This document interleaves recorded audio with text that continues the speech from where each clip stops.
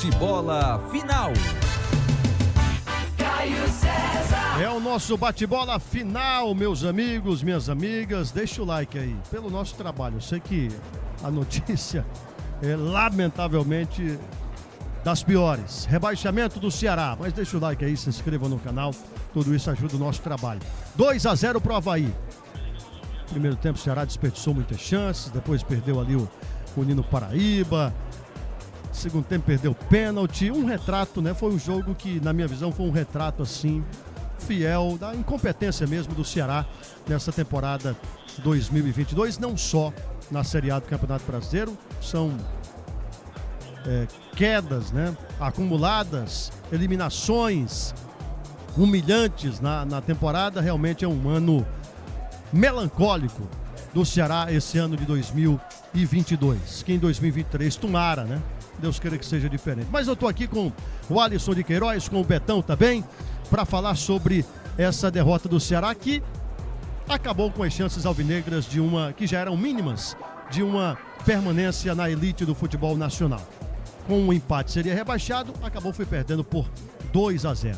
Alisson de Queiroz, Betão, fiquem à vontade, soltem os cachorros se quiserem, fiquem à vontade para falar sobre essa situação do Vozão, Alisson. Caio e Betão, um retrato realmente do que foi a temporada para o Ceará, né? Um jogo onde um adversário, apesar de estar em situação mais adversa ainda do que o Ceará nas duas últimas rodadas, já rebaixado, porém já tinha vitórias a mais que o Ceará, uma a mais, mas tinha, né? E aí agora passa duas na frente, 8 vitórias na competição, foi a segunda no retorno, as duas equipes chegaram em pé de igualdade nesse quesito, né? No retorno, cada uma tinha vencido apenas um jogo, mas como o Betão já tinha alertado, né, contra esse Santos, né, o Avaí foi lá e beliscou um ponto na rodada passada, era um time que mostrou ter um pouquinho de força contra o Fortaleza, um adversário do Ceará aqui na região. Então o Ceará era possível, mas tinha que fazer valer, né?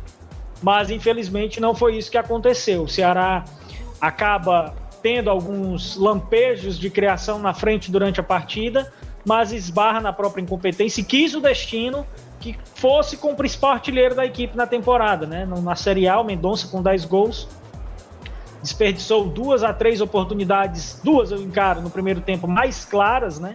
E aí no segundo tempo perde, além da perda do pênalti, Vladimir faz a primeira defesa no Brasileirão em cobranças de pênalti para o Avaí. E aí tem a sobra que realmente quem viu o lance enxerga o gol escancarado e o Mendonça acaba, mérito do Vladimir, mas esbarrando, né, ali numa segunda defesa do goleiro no lance.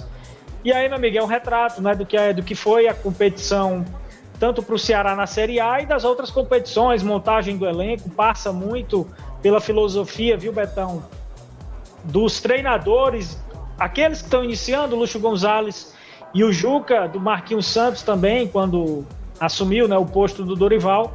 A gente percebia muito disso, a torcida e a imprensa se incomodando, né? De fato, realmente, que era para ser com alguns jogos do Ceará, uma postura de um time que não tinha muita criação na linha de frente, se escorava, vou usar a palavra escorar, tá? Se escorava muito em 2 a 3 jogadores, o Nino Paraíba, com os lampejos do Vina na temporada, que não deixou de ser um jogador em alguns momentos, né, que apareceu e fez alguns gols, até no Brasileirão, com vitórias contra o Corinthians, contra o Avaí.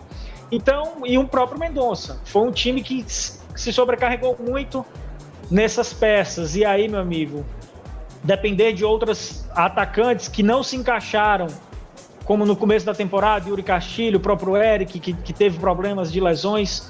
Aí você trouxe, né, na janela, Diego Rigonato, que é um jogador que também já vem sofrendo aí desde que chegou no Ceará com questões de lesões. O próprio Dentinho, que já a gente pode dizer que nem estreou em jogos que teve.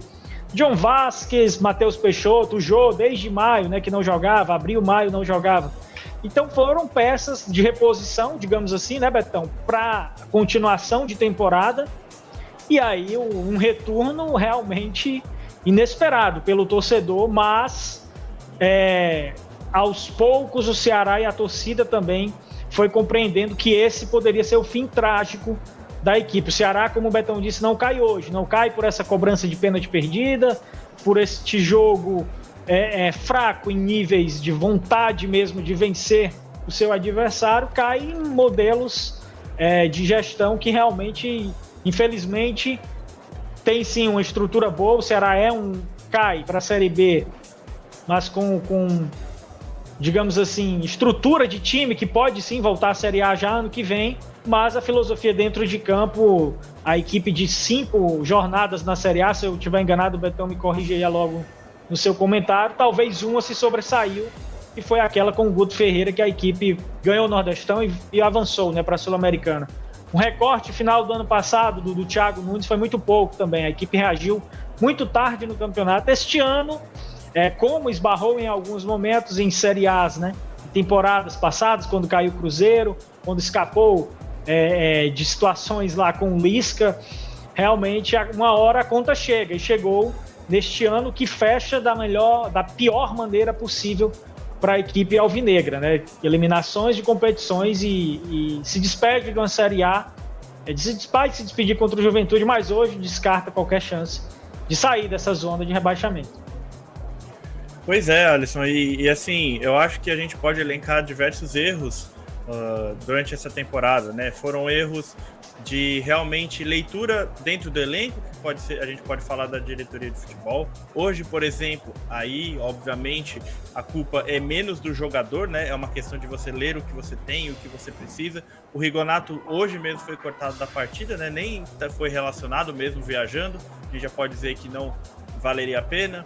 O Dentinho, ele jogou 9 jogos, não fez nenhum gol, não deu nenhuma assistência e ainda perdeu aquele pênalti contra o CRB na Copa do Nordeste, né?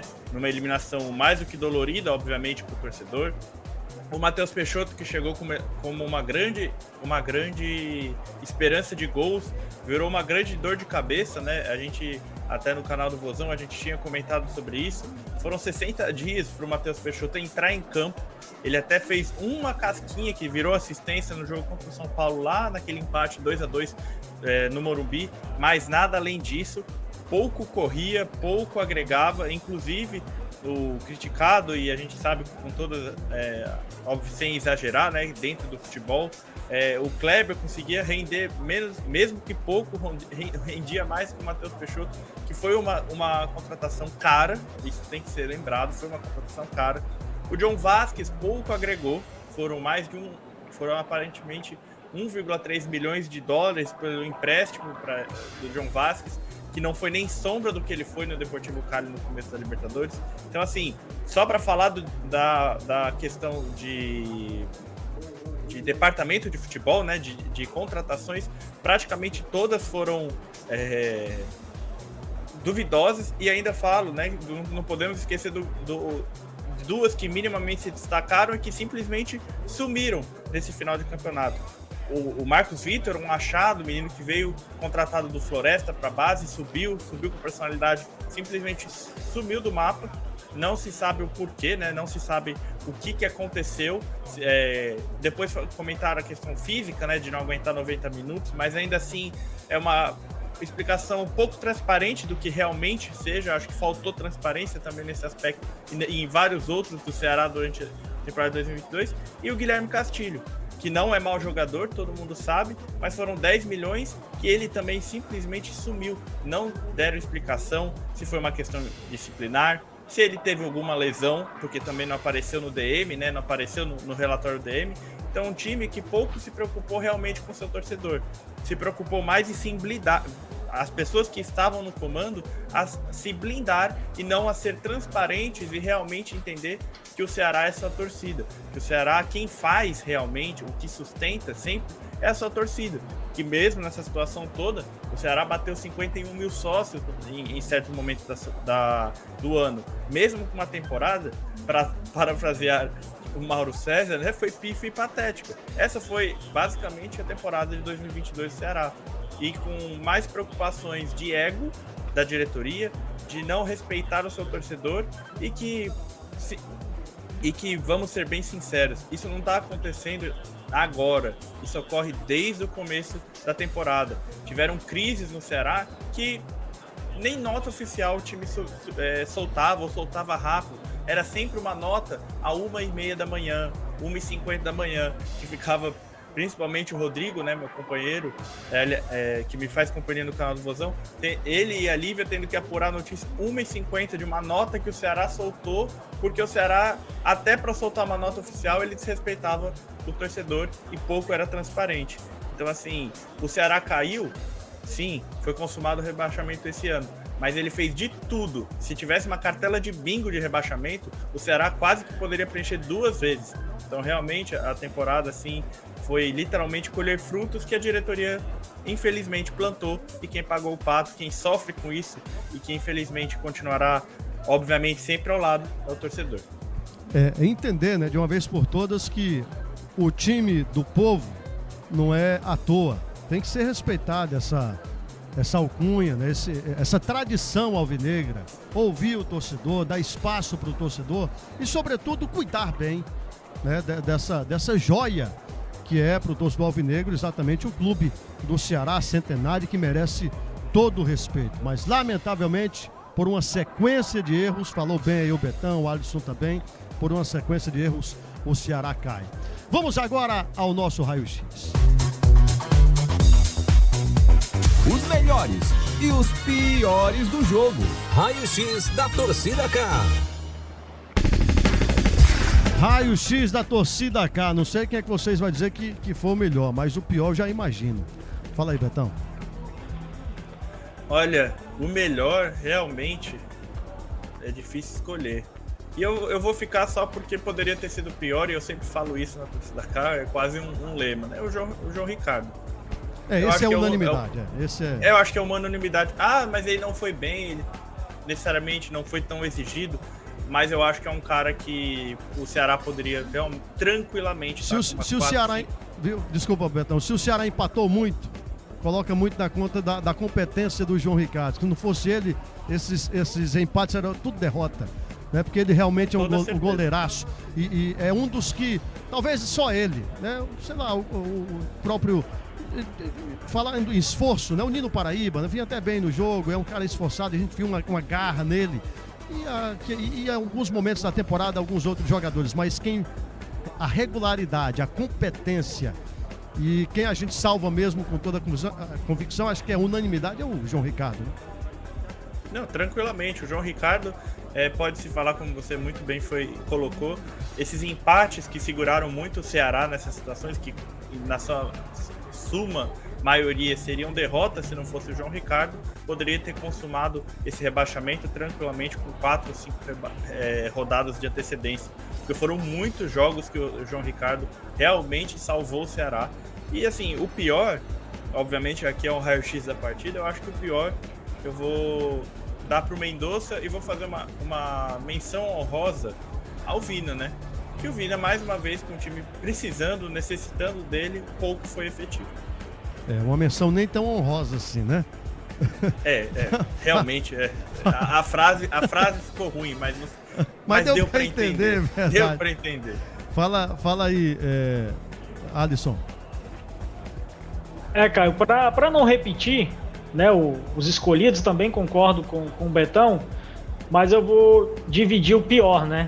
Eu acredito que teve também a questão do Vina. O Mendonça, sem dúvida, vai ficar entre as figurinhas, mas tem aquela questão, né? O jogador que apareceu muito nesse elenco do Ceará, e aí hoje no jogo, infelizmente, aparece de uma forma negativa.